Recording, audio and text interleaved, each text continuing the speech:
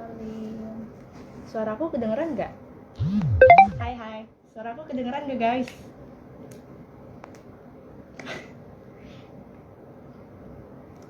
Apakah suaraku terdengar jelas? Selamat sore.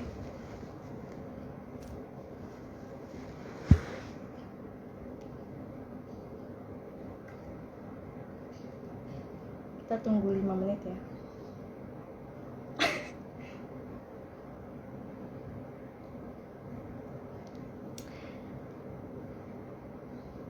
Halo, selamat sore semuanya. Thank you buat kalian yang udah mau join, buat kalian yang udah mau join di live aku. Buat kalian yang udah poster Instagram aku kemarin, pasti kalian tahu kan, hari ini kita akan mendengar sharing apa.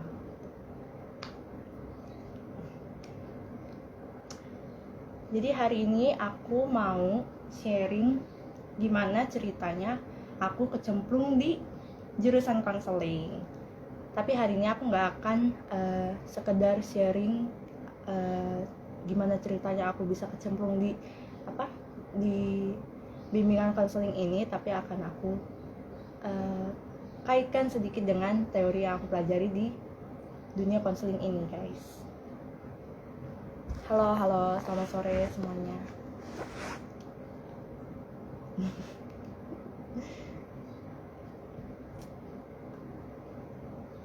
Hai, selamat sore.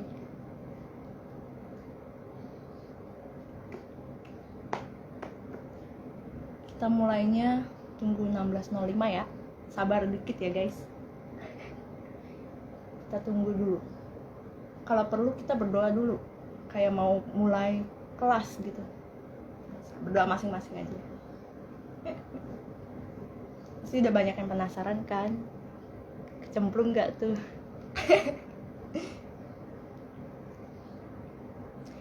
Oke. Tunggu 2 menit lagi.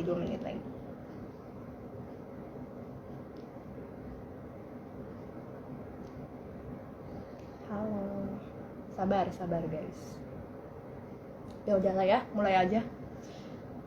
Oke, pertama buat kalian yang baru join, thank you ya udah mampir. Yang udah kepoin aku pasti kalian udah kepo berat ya. Kita mulai aja kali. Hari ini aku akan sharing sedikit tentang pengalaman aku bisa kecemplung di dunia konseling. Buat kalian yang nonton di sini pasti kalian tahu apa cita-cita aku dari kecil. Pasti ada yang tahu kan? Impian aku dari kecil tuh pengen banget jadi apa gitu. Ada yang tahu kah? Ada nggak yang tahu cita-cita aku dari kecil pengen jadi apa, guys?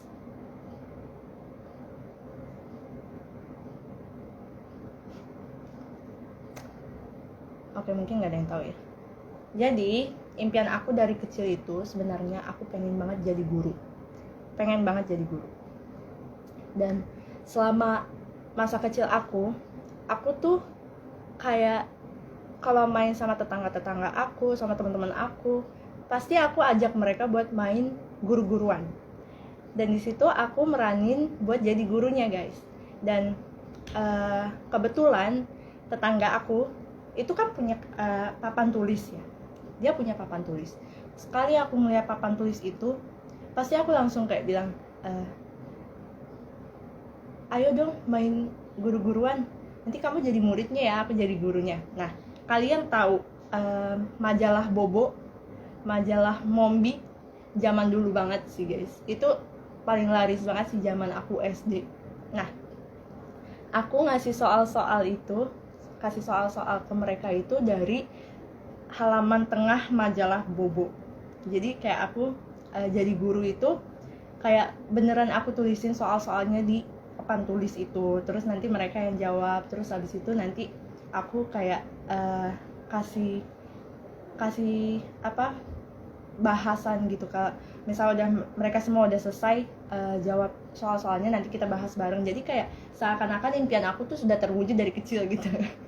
Nah, terus dari kecil kalian pasti tahu kan, kalian juga pasti mengalami hal yang sama. Dari kecil itu pasti orang tua kalian suka tanya, kamu nanti udah besar cita-citanya mau jadi apa gitu. Nah, aku langsung jawab, aku mau jadi guru gitu. Nah, tapi kalian tahu lah ya masa remaja. Masa remaja itu kan masa transisi kita, masa perpindahan kita dari kita anak-anak sampai kita menuju dewasa gitu. Nah, pasti tuh masa remaja itu kan masa-masa dimana kita menemukan jati diri kita ya. Nah, menurut Santro, umur kita nih 17 tahun sampai 18 tahun itu masa-masa dimana ada identity versus identity confusion. Identity confusion itu maksudnya kita kayak bingung gitu loh, bingung menentukan keputusan gitu. Dan aku pernah mengalami itu. Jadi waktu aku kelas 12 SMA itu kan aku seneng banget tuh. Aku dapet kuota SNMPTN dari sekolah, dan setelah itu aku mendaftarkan diriku di SNMPTN. Aku daftarin diri di SNMPTN, PGSD, BK. Nah, terus kalau dari dulu aku ditanya, kamu nanti kuliah mau jurusan apa? Aku kan taunya cuma psikologi.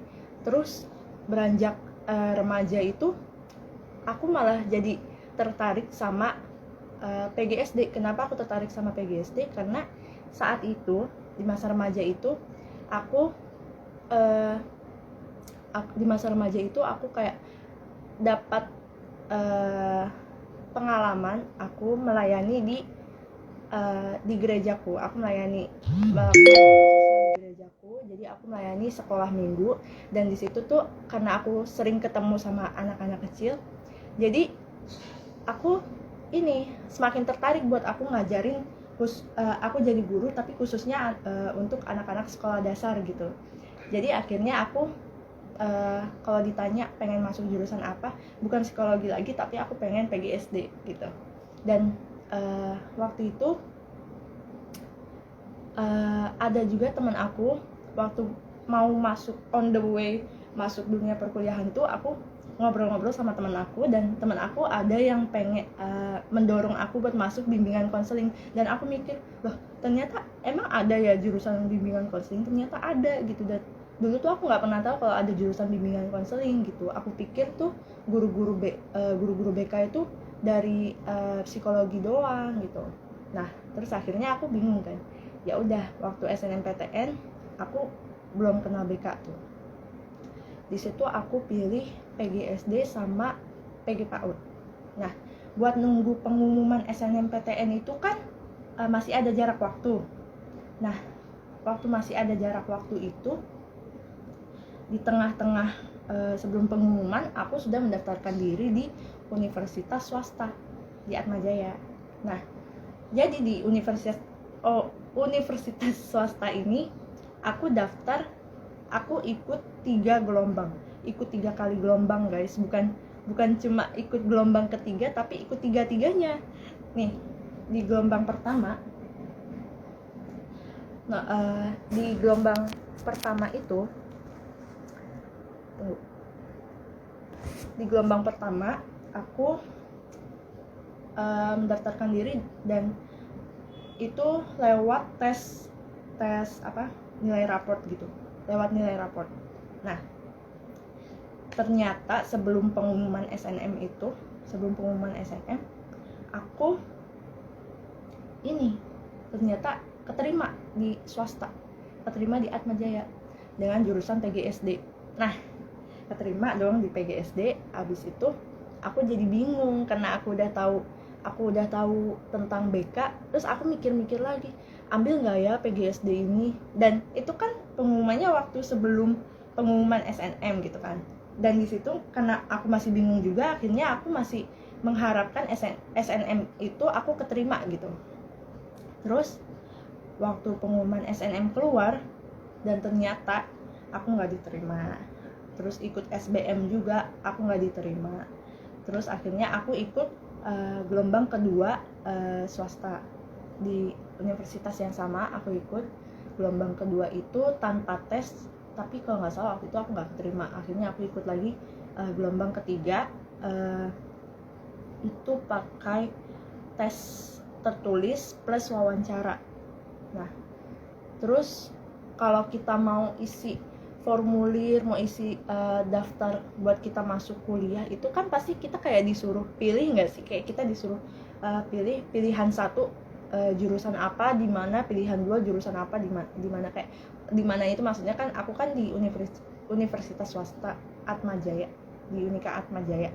Itu kan ada Semanggi, BSD, Maplu. Nah, makanya disuruh dipilih pilihan pertama itu jurusan apa dan di mana gitu. Akhirnya waktu itu aku pilih PGSD sama BK. Yang satu di BSD, yang satu di Semanggi. Tapi karena ini aku jadi mengalami identity confusion. Aku jadi bingung banget. Aku harus memilih yang mana. Aku bingung harus mengambil keputusan seperti apa gitu. Aku harus pilih BK atau PGSD karena dua-duanya itu aku bisa jadi guru gitu, dan dua-duanya ini pasti juga punya plus minusnya masing-masing. Dan akhirnya sampai aku tuh di chat terus sama pengurusnya itu, kayak bilang mohon dipercepat ya kamu menentukan keputusannya, jadi kamu mau pilih PGSD atau BK gitu. Nah, aku bingung kan. Terus akhirnya aku ngobrol-ngobrol sama orang tua aku, terus ngobrol-ngobrol juga sama teman-teman aku lihat juga berbagai perbandingan antara PGSD sama BK. Dan karena kalian tahu lah ya, angkatan 2020 itu angkatan apa, pasti kalian tahu. Bener banget, angkatan Koronces. Gara-gara Koronces nih kan, jadi si perekonomian Indonesia juga menurun, dan otomatis pekerjaan itu kan jadi kayak turun juga gitu loh. Nah, aku jadi kayak melihat kondisi keuangan keluarga aku juga, dan akhirnya setelah dilihat perbandingan antara biaya kuliah PGSD dengan BK, ya udah deh, akhirnya aku memutuskan buat masuk jurusan bimbingan konseling gitu guys. Dan ternyata kemarin itu kan aku sama mamaku itu abis bebenah gitu loh guys. Aku habis bebenah rumah, terus ngerapiin kayak dokumen-dokumen. Aku ngerapiin dokumen-dokumen dan ternyata ketemu sama hasil psikotes aku waktu aku TK tuh. Ternyata ada nyempil di dokumen-dokumen gitu. Dan ternyata relate banget sama pilihan aku. Jadi kayak aku nggak salah gitu masuk di bimbingan konseling nih. Jadi aku ada psikotesnya. Udah ngerti deh sama psikolog nih, pinter banget. Kayak mereka tuh bisa aja gitu loh ngarahin kita kemana. Buat kalian yang mau jadi psikolog pasti bangga banget deh. Nih, mereka tuh tahu gaya belajar aku tuh kayak gimana, terus kepribadian aku tuh kayak gimana. Nih, kalau dari hasilnya itu buat kalian yang mau tahu juga, gaya belajar yang menonjol dari subjek aku ini, dari aku itu gaya visual. Kalau dari kalian kalau kalian itu gaya belajar kalian yang model gimana guys? Ada yang suka sambil dengerin musik, atau fokusnya cuma kayak harus banget kalau mendengarkan sama dicatat, atau cuma sekedar mendengarkan atau gimana gitu? Kalian tuh gaya belajar kalian tuh kayak gimana guys? Aku pengen tahu guys. Kalau aku kan gaya visual, jadi kayak yang bersangkutan itu lebih mudah mengerti dan memahami sesuatu itu melalui indera penglihatan, kayak misalnya dari video-video gitu, aku langsung cepet nangkep gitu. Kalau kalian tuh apa gitu, gaya belajar kalian tuh apa? Audio visual. Hai, keren banget ya. Wih, banyak yang audio ya. Kalau belajar tipe yang mageran, bagus. Tunggu mood dulu ya. Tunggu mood dulu baru mau belajar. Kadang aku juga suka kayak gitu sih. Kayak kalau misalnya mau mengerjakan sesuatu, mengerjakan tugas apalagi, udah H-1. Nah, kalian sistem kebut semalam atau H-1 udah selesai atau baru keluar tugasnya langsung dikerjain atau gimana guys? Tunggu mood dulu. Aku juga kepo nih, jadi nggak kalian doang yang kepo sama aku gitu.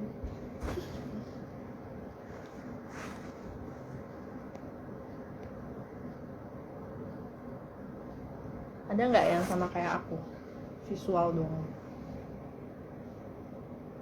Mood. Ada yang hamin 2 jam baru ngumpulin ya, bahkan H+ ya. SKS mantul, tugas keluar langsung dikerjain. Wih, ini panutan banget sih. Aku kadang-kadang SKS, kadang juga ambis. Tapi ambis, jangan ambis-ambis banget guys, gak sehat buat mental. Tapi gak apa-apa sih, ambis itu juga keren.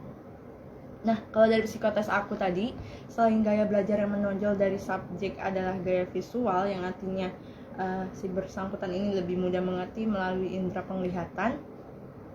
Nah, psikotes ini juga kasih tahu kalau gambaran kecerdasan emosi yang menonjol itu yang bersangkutan mempunyai kemampuan untuk berelasi dan bekerja sama dengan orang lain serta mempunyai kepercayaan diri yang baik. Jadi psikotes ini nilai kalau aku ini anaknya tuh gampang berbaur, aku ini mudah berelasi sama orang lain, terus gampang diajak bekerja sama, terus aku ini anaknya pede banget gitu loh, punya kepercayaan diri yang baik gitu. Kalau kalian gimana guys? Gambaran kecerdasan emosi kalian tuh apa? Kalian merasa kalian itu mudah bergaul atau kalian tipe-tipe orang yang introvert, pendiam gitu, atau diam-diam menghanyutkan? Gimana guys? Menurut kalian sendiri, kalau kalian lihat gambaran diri kalian itu, kecerdasan emosi kalian tuh gimana? Apakah kalian tipe orang yang sama seperti aku, mampu berelasi, mudah berelasi dengan orang lain, atau yang malu-malu tapi mau? Widih, introvert. Yakin nih introvert di awal, extrovert. Iya bener banget, banyak sih yang kayak gitu. Aku juga termasuk orang yang bisa dibilang kayak gitu sih. Introvert di awal, extrovert kalau udah kenal banget. Jadi kayak pertama ketemu orang baru tuh kayak diem dulu, nunjukin ke jaiman kalian gitu kan. Terus pas begitu udah kenal, amazing, extrovertnya keluar ya. Aku pendiam banget orangnya, enggak deng. Butuh kepastian nih. Oke. Banyak yang, pasti aku percaya di antara kalian banyak yang mudah berelasi juga, extrovert gitu kayak aku. Terus gini, dari psikotes ini dikatakan juga yang menjadi perhatian orang tua dan guru dalam membimbing dan mengarahkan yang bersangkutan adalah dalam hal mengontrol emosi. Jadi tuh kalau kalian jadi teman-teman aku, kalian harus pintar-pintar juga sih ngontrol emosi aku. Aku tuh kadang gampang marah, kadang suka emosian, tapi nggak yang baper gitu, nggak, santai aja gitu. Dan kemandirian perlu ditingkatkan agar lebih optimal. Iya, aku anaknya kurang punya kemandirian, kurang lah ya, bukan berarti nggak mandiri. Sanguin, oh ya, kayak ciri-cirinya dari aku, karakter aku itu, plusnya aku itu hangat. Ini psikotes yang menilai aku ya guys, bukan aku. Jangan kalian yang nggak setuju. sanguinnya, plusnya itu dikatakan kalau aku itu orangnya hangat, ramah, bersemangat, suka bergaul, bersahabat, dan berbelas kasih. Kalian setuju nggak? Kalian setuju nggak kalau aku tuh orangnya hangat, ramah, bersemangat, suka bergaul, bersahabat, dan berbelas kasih? Kalian setuju nggak, guys? Kalau aku begitu. Tapi emang bener sih. Bener nggak sih aku nih orangnya hangat, ramah, humble? Emang bener ya kan? Aku sih emang ramah, super ramah. enggak kenapa, nyatanya begitu loh. Setuju kak? Anget banget. Anget banget ya, kayak teh hangat. Enggak lucu. Oke. Dan itu plusnya aku, hangat. Setuju. Emang hangat, ramah, bersemangat, suka bergaul, bersahabat, berbelas kasih. Nah, kalian nih emang ngomong aja enggak gitu kan? Enggak. Padahal dalam hati iya banget gitu. Itu baru plusnya. Kalau minusnya mendidih. Kalau minusnya dari aku ini kurang realistis. Aku ini anaknya nggak tenang gitu. Jadi kayak ya apalagi kalau nggak tenang ini yang bisa aku tunjukin tuh, ada nggak sih dari kalian yang sama kayak aku? Misalnya kalau lagi duduk di kursi lah pokoknya, atau kursi kondangan, atau kursi lah pokoknya, itu pasti kaki itu nggak bisa diem gitu loh. Kaki tuh gerak terus. Ada nggak sih yang sama kayak aku? Atau kalian tipe orang yang diem gitu? Atau kalau lagi upacara gitu, itu pasti gerak sana gerak sini, nggak ada yang bisa diem aja gitu. Ada nggak sih yang sama kayak aku, tipe orangnya tuh yang nggak tenang gitu loh.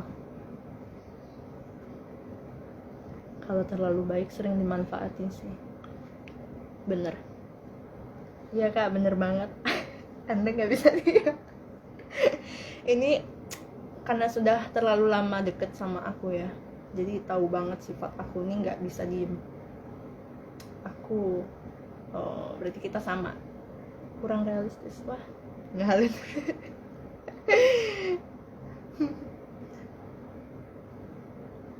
Tuh, kurang realistis. Yuk join live Emilia A.C. Tuh, buat kalian yang merasa dirinya kurang realistis, kalian bisa join ke IG-nya Emilia. Halo Bu Lisa. Nah, itu ya guys. Jadi dari psikotes ini menjelaskan kalau positifnya aku itu orangnya hangat, ramah, bersemangat, suka bergaul, bersahabat, dan berbelas kasih. Terus minusnya dari aku tuh tipe orang yang kurang realistis, gak tenang, gak disiplin, gelisah, dan egosentris. Itu dari aku. Halo Bu, ya nggak apa-apa banget Bu. Aku nggak sendirian di sini Bu. Terus itu dari sanguin. Dan kalau dari kolerik, di psikotes ini dijelaskan kalau aku ini plusnya itu kemauan keras. Aku tuh apa ya kemauan kerasnya maksudnya? Terus tekun tuh. Aku tuh orangnya tekun banget. Aku kok misalnya apalagi aku ini orangnya di waktu aku masih SMA itu kalau misalnya disuruh guru ini langsung aku kerjain. Aku kan dulu sempat jadi sekretaris di sekolah. Waktu aku jadi sekretaris di sekolah itu kan banyak dong tugas-tugas aku, kayak bantuin guru, ngisi jurnal dan segala macam. Terus dikasih tugas sama guru aku kerjain tuh waktu itu. Aku disuruh ngisi kayak buku absen gitu, dan aku isiin tulis 30 siswa gitu di buku berlembar-lembar. Terus udah selesai langsung aku kasih. Terus kata gurunya gini, "Wih, cepet banget kamu ngerjainnya Elsa." Gitu. "Makasih ya." Enggak, aku waktu itu bukan dipanggil Elsa tapi Ruth. "Makasih ya Ruth, kamu nih emang pokoknya tuh aku tuh saking karena aku tekun ya guys, jadi aku disayang sama guru gitu. Enak tahu guys rasanya disayang sama guru guys. Tapi aku juga percaya sih kalian juga pasti anaknya tekun, rajin belajar, dan tidak pemalas ya, semoga. Terus plusnya itu selain memang keras, tekun, dan aku ini bertindak cepat. Nah, kayak yang tadi itu, baru dikasih langsung cepat gitu aku ngerjainnya. Apalagi kalau yang ngasih itu guru, ya kan, pokoknya mau nggak mau aku harus selesaiin saat itu juga gitu, sebelum waktunya habis gitu. Terus optimis banget orangnya. Terus tegas, yakin, dan berani. Wih, tepuk tangan. Setuju nggak kalian kalau aku ini anaknya pemberani? Ini psikotes yang ngomong loh guys, bukan aku. Terus kalau dari minusnya aku, pasti kalian setuju banget. Aku tuh tipe orang yang nggak sabaran. Terus menguasai. Ini dijelasin sih menguasai apa ini. Terus kadang suka kurang fokus. Iya sih, aku suka kurang fokus, aku mengakui. Cepet bangga, aku tipe orang yang cepet bangga dan cepet puas diri. Itulah aku. Terus di psikotes ini juga dibilang di bidang sosialnya aku, ini yang mau aku jelasin ke kalian betapa relate-nya sharing aku hari ini sama kehidupan aku. Aku nggak salah masuk bimbingan konseling karena aku menemukan dokumen ini ya, ternyata bener gitu. Impian aku dari kecil tuh ternyata emang pengen jadi guru gitu.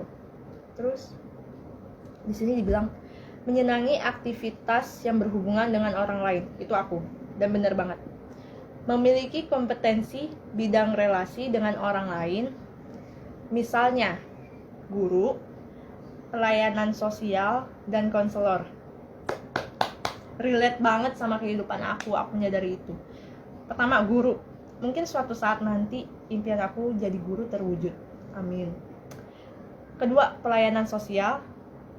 Aku sedang melayani di sekolah minggu. Terus yang ketiga, konselor. Akhirnya aku masuk ke dunia konseling gitu. Siapa tahu nanti aku masih kayak berubah lagi antara mau jadi guru aja atau konselor. Wah, pokoknya relate banget gitu loh guys. Dan mamaku waktu nemuin dokumen ini juga bilang, wah ternyata relate sama jurusan yang diminati sama Elsa gitu. Keren banget gak sih?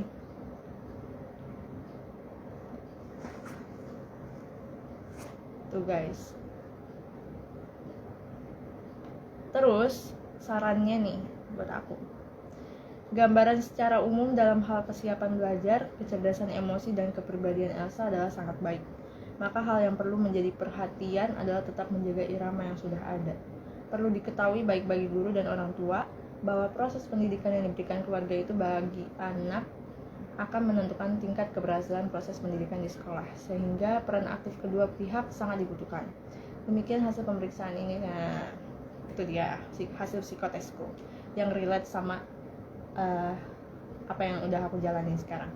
Sekarang kita masuk ke pembahasan teorinya. Kalian pasti udah kepo kan, teori apa sih gitu.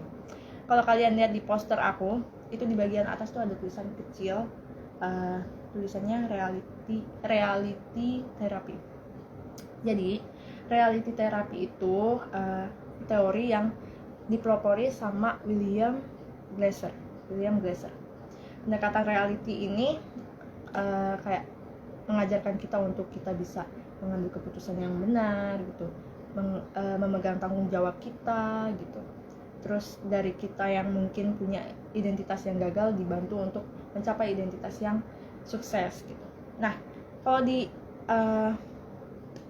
dalam perkuliahan aku, waktu aku belajar teori ini tuh, dari semua teori itu yang kita pelajari itu melalui Vipatus Strateg guys. Buat kalian yang belum tahu, V itu filosofi manusia, Pa itu patologi, Stra itu strategi, Tek itu teknik ya, bukan tahu tek. Tek itu teknik, dan yang terakhir Vipatus Strateg. Tujuannya belum guys. Filosofi manusia, patologi, tujuan, strategi, dan teknik. Itu filosofi yang namanya Vipatus Strateg. Jadi kita bahas satu-satu. Di dalam teori reality itu filosofi manusianya, jadi di dalam kehidupan kita itu ada 5 dasar kebutuhan. Yang pertama belonging atau love. Jadi kayak kita itu punya hubungan dengan orang lain, kita merasakan kasih sayang orang tua, terus habis itu kita bisa curhat sama teman gitu. Pokoknya bagian love itu atau merasa dicintai itu terpenuhi. Itu dasar kebutuhan love atau belonging. Terus power atau pencapaian, jadi kayak misalnya aku misalnya apa ya, UTS deh, misalnya UTS, terus akhirnya nilai UTS-nya itu memenuhi keinginan kita, kayak akhirnya nilai kita itu di atas rata-rata gitu, di atas KKM. Pasti kita puas kan, kita bangga, kita udah mencapai nilai yang kita inginkan gitu, karena kita sudah mencapai sesuatu yang kita harapkan gitu. Terus ada fun, jadi belonging atau love, power, fun. Fun itu kesenangan. Siapa ya di sini yang nggak tahu fun itu? Fun itu senangan. Jadi kayak kita merasakan kesenangan sendiri, kayak mungkin kita bisa menyenangkan diri kita dengan me time, atau kita kayak ngobrol-ngobrol, kumpul-kumpul sama teman-teman kita. Tapi karena ini lagi covid ya guys, jangan ngumpul-ngumpul dulu. Terus habis itu memenuhi kesenangan dengan ketawa-ketawa bareng sama teman-teman kita, atau ngumpul sama keluarga kita, sharing-sharing cerita-cerita gitu. Terus freedom itu kebebasan, jadi kita bebas memilih keputusan kita mau kemana gitu, bebas menentukan pilihan kita. Terus yang terakhir ada survival itu kebutuhan bertahan hidup, kayak contohnya sekarang ini karena ada pandemi COVID-19, jadi gimana cara kita berupaya untuk bertahan hidup, gimana cara kita untuk tetap hidup gitu guys. Nah dari survival ini berarti cara kita supaya kita tetap hidup ya kita mematuhi protokol gitu. Kalau sama pemerintah disuruh di rumah aja ya di rumah aja gitu loh, jangan bandel ya. Terus abis itu dalam memenuhi kebutuhannya, manusia itu terikat dengan 3 R, responsibility, reality, dan right. Responsibility itu tanggung jawab atas perilaku dan pemenuhan kebutuhan dirinya. Reality itu perilaku yang tampak saat sekarang adalah bagian dari realita, di mana realita yang merupakan suatu fenomena yang dapat diamati, fakta yang tersusun dalam kenyataan. Dan right, manusia itu bertingkah laku sesuai dengan keputusan nilai yang dibuat tentang baik buruk dan benar salah gitu. Nah kalau dari kasus aku tadi, dari apa yang udah aku ceritakan, gimana ceritanya aku bisa kecemplung di bimbingan konseling itu. Jadi waktu itu ada kebutuhan psikologis yang masih kurang terpenuhi bagi aku gitu. Di bagian apa? Coba kalian bisa tebak nggak? Karena aku waktu itu sulit mengambil keputusannya. Nah berarti bagian apa dari 5 kebutuhan tadi yang belum terpenuhi itu apa? Apakah love, kasih sayang gitu, merasa dicintai, atau power, pencapaian, atau fun, atau freedom, atau survival? Mana yang belum terpenuhi dari aku, dari cerita tadi? Adakah yang tahu? Satu aja.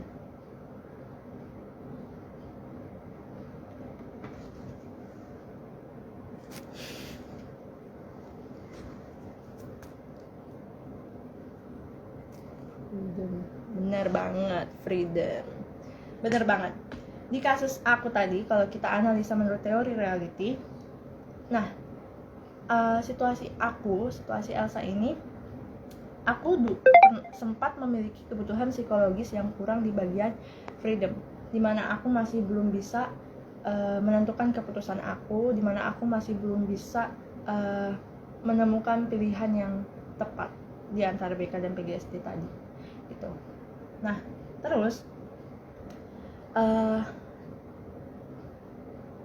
setelah aku berhasil memutuskan untuk aku masuk bimbingan konseling, berarti yang sudah terpenuhi apa? Berarti aku sudah memenuhi kebutuhan freedom, dimana akhirnya aku bisa memutuskan untuk memilih bimbingan konseling. Terus power gitu, bisa dimana aku akhirnya mencapai apa yang aku harapkan gitu, masuk bimbingan konseling. Itu di filosofi manusia. Nah, lanjut lagi ke patologi. Apa sih patologi? Gitu. Patologi bahasa mana sih gitu? Patologi itu, buat kalian yang belum tahu, patologi itu permasalahan individu, permasalahan masyarakat, permasalahan manusia, individu lah. Kalau menurut teori reality ini, individu yang dikatakan berpatologi itu individu yang nggak bisa bertanggung jawab atas kehidupannya dia, individu yang nggak bisa mengambil keputusan atas atau menentukan pilihan untuk hidupnya. Terus individu yang merasa kebutuhan psikologisnya tidak terpenuhi. Terus individu dengan identitas yang gagal. Identitas gagal tuh misalnya kayak kalau amit-amit kita berasal dari keluarga yang broken home, itu identitas gagalnya itu berarti mungkin dia pernah merasakan kalau dia ini nggak mengenal dirinya sendiri, atau dia pernah memiliki perasaan kecewa sama orang tuanya, atau dia ada rasa ingin mengakhiri hidupnya. Itu yang namanya identitas gagal gitu guys. Seakan-akan kayak nggak ada tujuan hidup buat mereka gitu. Nah, kalau dari kasus aku tadi, permasalahan tentang mengambil keputusan jurusan itu, dari kasus aku, kita tahu kalau aku itu tadi kebutuhan psikologisnya ada yang belum terpenuhi kan di bagian freedom. Nah, terus atau bisa diartikan kalau aku ini sebelumnya itu masih memiliki patologi, dimana aku merupakan individu yang sulit untuk mengambil keputusan dan tidak bertanggung jawab atas diriku sendiri gitu. Itu guys. Nah, kalau dari teori ini tujuannya berarti aku atau setiap mereka yang memiliki masalah, kalau misalnya dianalisa dengan teori ini, mereka akan dibantu untuk bisa bertanggung jawab, mereka akan dibantu untuk berani mengambil keputusan, bisa mengambil keputusan yang terbaik atau menentukan pilihan hidupnya yang baik. Terus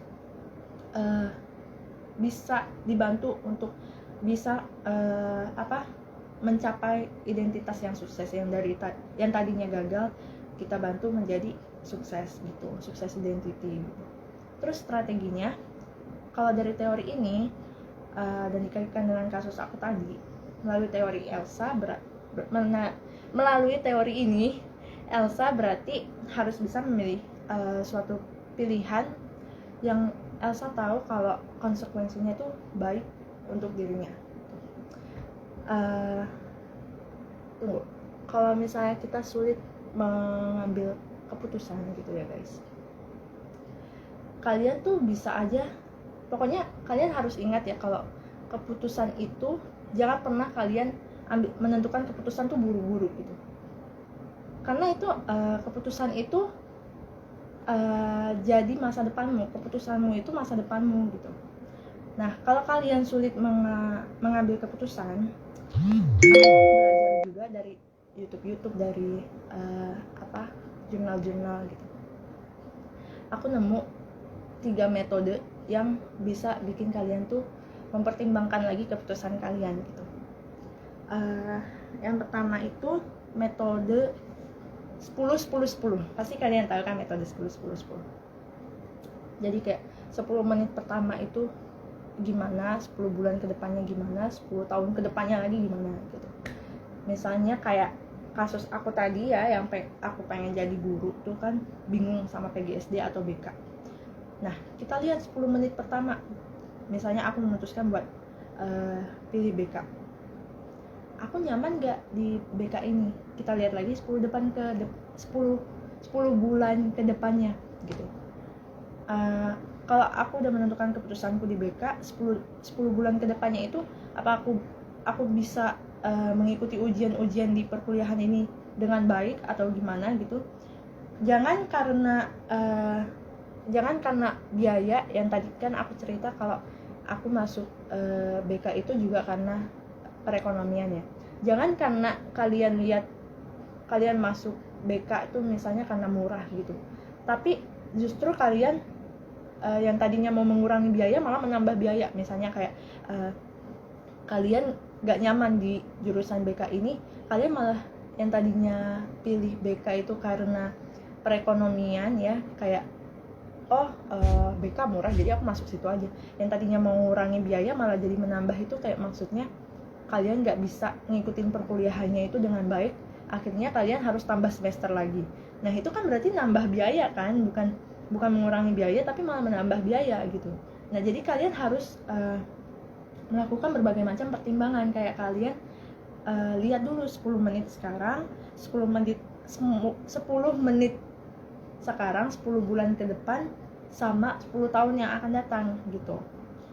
Nah terus yang kedua, kalian bisa pakai metode bikin pro kontra gitu. Kayak kalau mau pilih jurusan itu kita lihat plus minusnya gitu tuh. Terus metode ketiga itu kalian tuh harus bisa membedakan mana kebutuhan dan keinginan. Terus kalian coba modifikasi. Nah kalau kalian masuk kuliah jurusan komunikasi, nah kalian itu masuk jurusan komunikasi itu kebutuhanmu atau keinginan kamu gitu. Kamu harus paham itu. Nah atau malah justru bukan dua-duanya, bukan kebutuhan kamu, bukan keinginan kamu, tapi keinginan orang lain. Nah kalian harus ingat, keputusanmu itu masa depanmu. Kalau kalian masuk komunikasi itu bukan kebutuhan kamu, bukan keinginan kamu, tapi malah keinginan doi, kalian masuk jurusan psikolog karena keinginan doi, pengen satu jurusan sama pacar, itu bahaya banget. Jangan kalian kayak masuk jurusan kuliah itu ikut doi gitu, ikut pacar gitu. Kalau kalian nggak nyaman di jurusan itu bisa membahayakan masa depanmu gitu, dan nguras biaya juga gitu loh. Jadi kalian harus pikirkan itu matang-matang gitu. Terus metode modifikasi itu maksudnya kayak kalian tuh mungkin bisa modifikasi, kayak misalnya aku bingung nih mau masuk psikologi atau bimbingan konseling, yang jelas biayanya itu kan jauh juga ya. Nah kalian bisa aja modifikasi misalnya, tapi ingat, keputusan itu nggak semua keputusan tuh bisa dimodifikasi. Misalnya kalian mau menentukan pilihan hidup, menentukan pilihan hidup itu ada 2 pilihan, yang kamu mau sama si Budi atau sama si Andi gitu. Terus kalian pakai metode modifikasi, berarti kalian nikahin dua-duanya gitu. Jangan guys, jangan. Modifikasi itu nggak semua keputusan bisa dimodifikasi. Kalau menentukan pasangan hidup ya dua-duanya dikawin gitu, jangan guys. Modifikasi jurusan itu boleh, bisa gitu. Kayak misalnya aku mau masuk BK tapi aku pengen ngerasain juga psikologi, bisa aja di S1 nya aku BK, S2 nya psikologi. Atau dihadapi dengan 2 pilihan, kuliah dalam negeri atau kuliah di luar negeri gitu. Terus kalian bisa modifikasi S1 di dalam negeri, S2 di luar negeri gitu guys.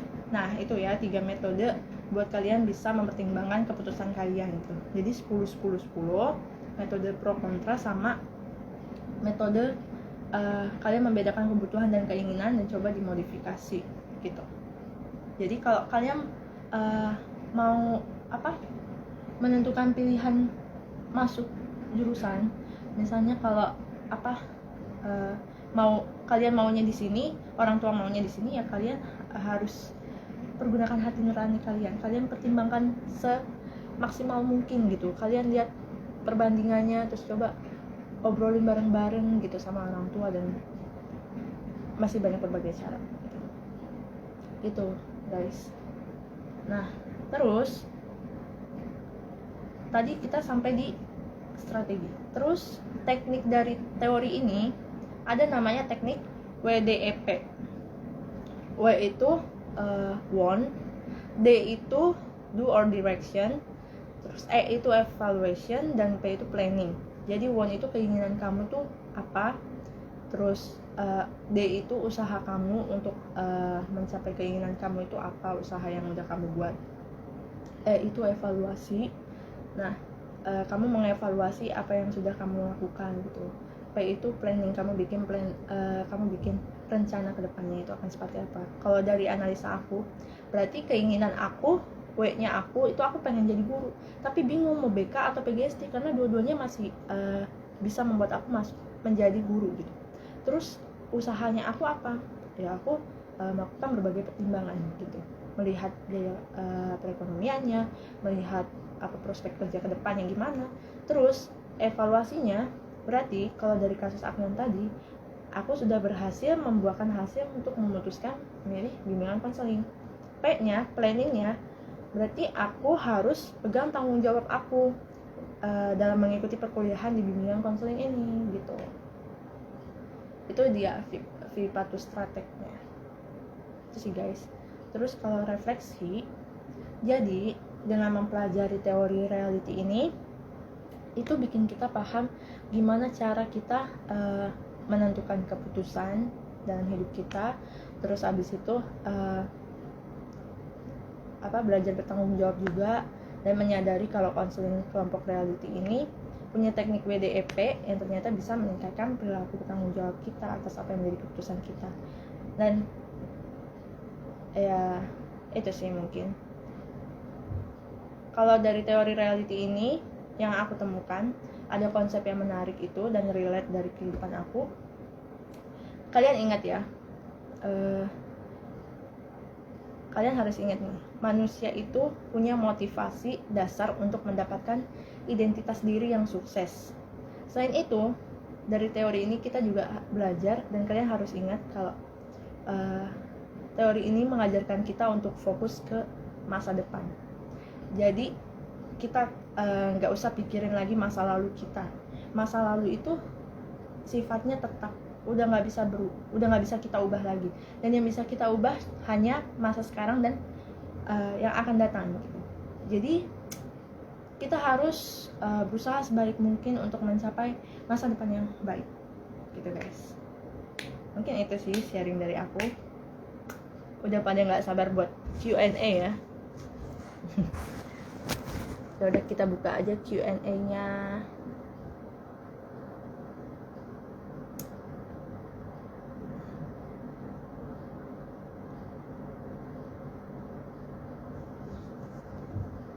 Ganti jurusan dulu gimana kak? Berarti mereka belum punya kemandirian guys.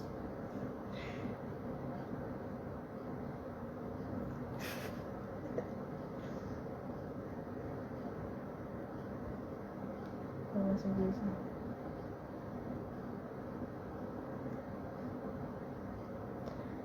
Jangan, kalian kalau masuk jurusan jangan coba-coba. Kalian harus pegang tanggung jawab. Kalau kalian udah masuk ke zona itu, kalian pegang tanggung jawab kalian di situ.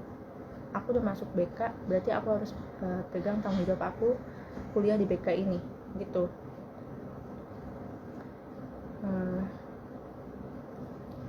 Asa pokoknya the best guys. Kalau mau cerita kayak saya aja sebenarnya. Jangan. Tapi boleh sih kalau ada yang mau cerita sama aku, cerita aja gitu.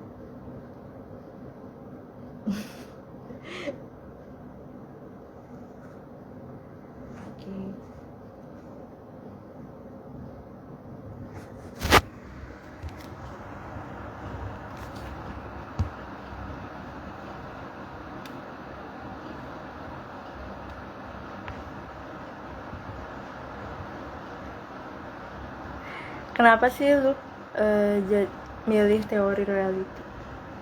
Karena ya tadi alasan aku pilih teori reality ini, padahal kan banyak ya teori-teori konseling. Aku pilih teori reality karena relate aja sama judulnya. Jadi kan judulku kan kecemplung jurusan konseling. Nah, kayak menentukan pilihan juga kan. Dan teori reality ini kan teori pilihan yang menjelaskan kalau apa yang kita lakukan itu pilihan kita gitu. Berarti apa yang kita pilih itu kan keputusan kita, dan apa yang menjadi keputusan kita itu masa depan kita gitu. Itu sih karena relate aja gitu.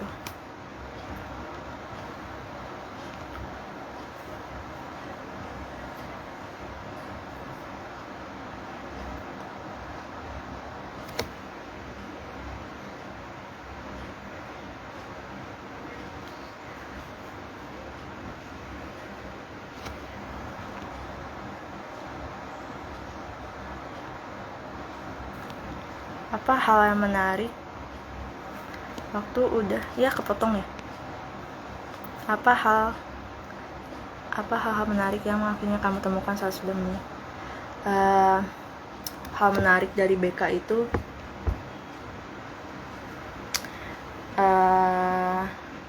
anak-anaknya seru. Kalau di BK itu kayak seakan-akan teman-teman aku itu konselor aku. Terus di BK itu kita bisa belajar berbagai macam teori, dan ternyata kalau kalian udah belajar teori itu pasti kalian ngerasa, lah kok teori ini nyambung banget ya sama kehidupan aku gitu. Gitu pokoknya seru aja gitu. Gak nyesel deh pokoknya buat masuk BK.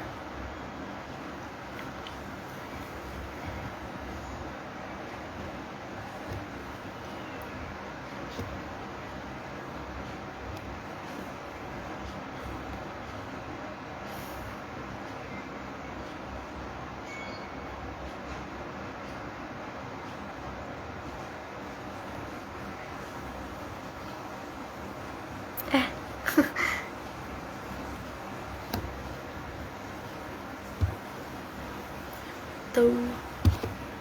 Tunggu guys, gerah banget.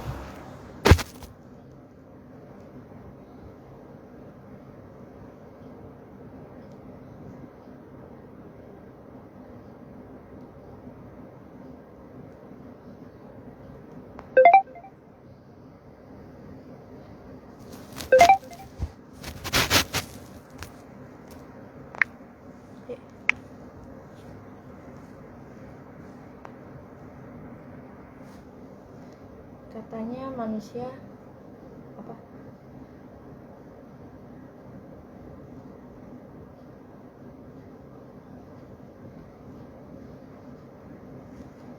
Katanya manusia itu tantang buat ngadepin realita. Terus ada ekspektasinya dulu dong. Gimana caranya ngadepin realita yang nggak sesuai sama ekspektasi? Emang biasanya kalau ekspektasi itu nggak sesuai banget sama realita ya. Contohnya aja waktu aku main sama teman aku. Nah, kita tuh waktu itu pernah di petasan yang ekspektasinya tuh cuma buat keluar asap-asap. Ternyata yang kita beli itu melambung jauh, terbang tinggi ya. Gimana dong caranya ngadepin realita pada ekspektasi kita tuh nggak sesuai realita? Itu keburu kitanya mager duluan ngadepin realitanya gitu. Nah, terus kadang kita kan sering banget ya nutupin masa lalu kita, tapi masa lalu tuh kadang muncul aja gitu di kehidupan kita, ya kan? Nah, kita tuh kan ditantang buat kita tuh nggak usah mikirin masa lalu gitu, kita pikirin aja ke depannya gitu. Walaupun ya masa lalu itu kadang muncul aja gitu. Banyak pepatah tuh yang bilang kalau kita tuh justru harus mengubah ekspektasi kita tuh jadi apresiasi, guys. Keren banget ya. Jadi ya kita nggak usah nyesel gitu kalau misalnya realitanya nggak sesuai sama ekspektasi kita. Kalau ditanya gimana ngadepin realitanya, ya mau nggak mau kita harus menerima gitu realita kita ini gitu. Kita cari aja sisi positifnya, meskipun sulit banget ya kalau disuruh cari positifnya sesuatu itu. Nah, misalnya kalau dari pengalaman aku sendiri ya, kalau dari pengalaman aku tadi, kan aku pengen masuk negeri, tapi ternyata realitanya jadinya masuk ke swasta gitu. ya udah ambil sisi positifnya aja gitu. Apa sisi positifnya? Ya mau nggak mau aku harus menerima, aku harus bersyukur kalau aku masih bisa kuliah. Bayangin kalau misal kuliah universitas itu cuma ada negeri, nggak ada swastanya, nggak kuliah dong. Tuh. Kita ya harus buka pikiran kita gitu lebar-lebar. Kita harus percaya kalau namanya kehidupan kita itu pasti punya jalan masing-masing gitu. Kita pasti emang dihadapi sama berbagai macam tantangan gitu, tapi semua itu punya jalan masing-masing gitu guys.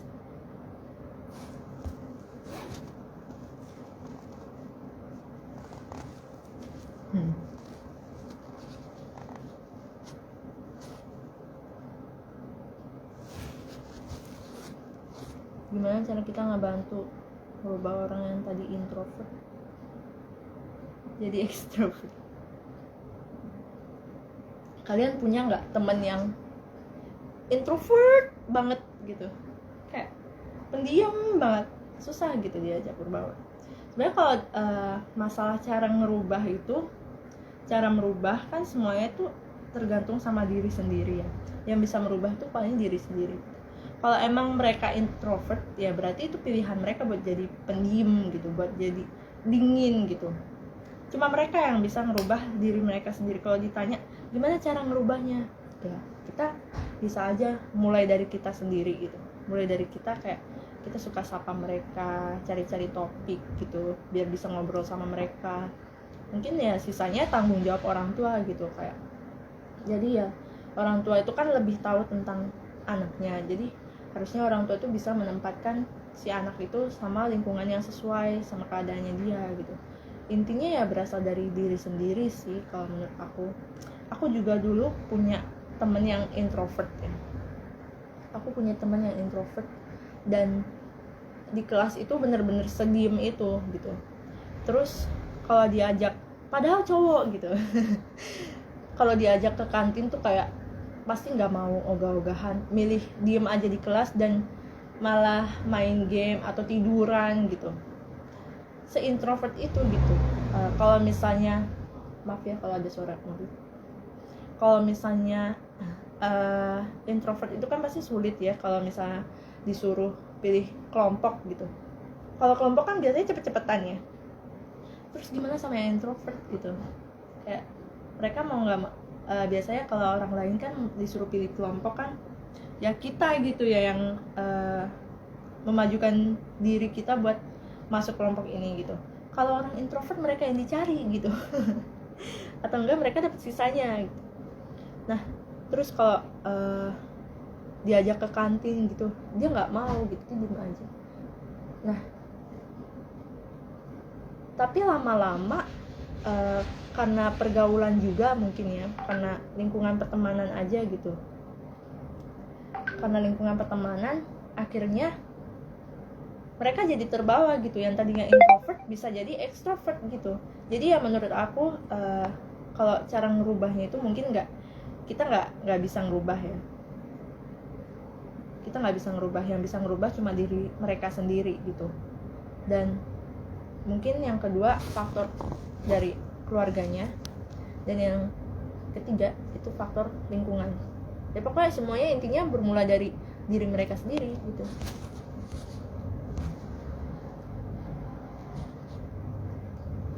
Melekat. betul bener banget.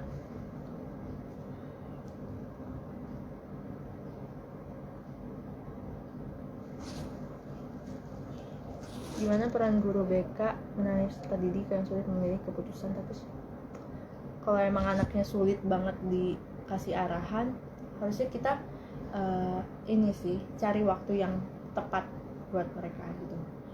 Kita biasanya kalau anak sekolah dipanggil guru BK itu kan takut duluan ya, padahal kita tuh sebagai guru BK tuh peran kita jadi seorang sahabat gitu loh guys buat mereka gitu. Mau mendengarkan keluh kesah mereka, tapi mereka udah takut duluan gitu loh. Ya udah kita cari aja waktu yang tepat dan kita bangun hubungan yang baik dengan dia. Terus lama-lama kita kasih arahan buat dia gitu, sampai dia itu benar-benar mau mendengarkan arahan dari kita gitu. Kalau emang nggak bisa dengerin arahan kita ya resiko dia sendiri sih. Harus ada tanggung jawab bergantung sama orang tua juga. Itu sih paling.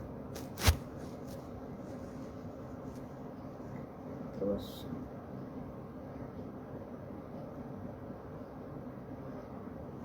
maksudnya gimana?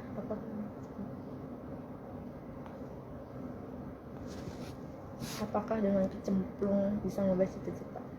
Ya kalau kecemplungnya di peminatan kamu, kalau aku kan kecemplung di BK atau di PGSD itu kan nggak ngaruh ya, sama-sama bisa membawa aku untuk jadi guru gitu. Tapi kalau udah kecemplungnya jauh banget, itu bisa sih merubah cita-cita atau masa depan seseorang. Bisa guys.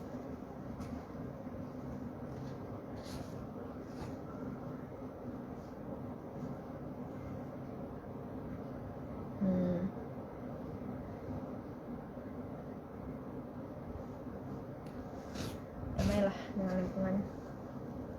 Oh, udah lewat guys jamnya. Bisa nahan tawa banget. Bisa. Oke. Karena udah lewat 2 menit ternyata guys, nggak kerasa banget ya sharing-sharing dari aku hari ini mengenai kecemplung di jurusan konseling ini.